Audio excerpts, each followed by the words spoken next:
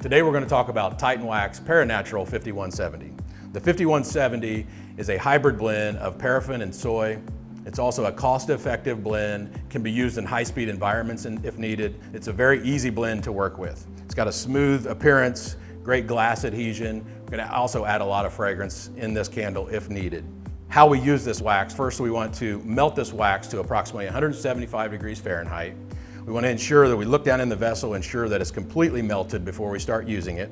Once it's completely melted and it's at 175 degrees Fahrenheit, we're then going to add our fragrance. We add our fragrance and then we stir for approximately 2 minutes and then let this cool down to approximately 145 to 160 degrees Fahrenheit before we start pouring into our slightly preheated container.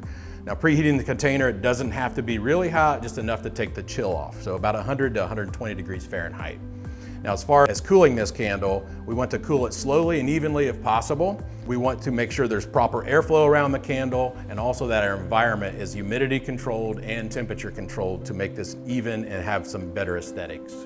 Now, as far as a wick recommendation, we recommend that you reach out to your wick supplier, let them know the exact blend you're using, and also let them know the components in this blend and the intended fragrance load for each candle. This way they can steer you in the right direction on the proper wick series to start all your testing. Feel free to use this link to our website for an additional resource. Thank you for choosing TitanWax, and thanks for watching.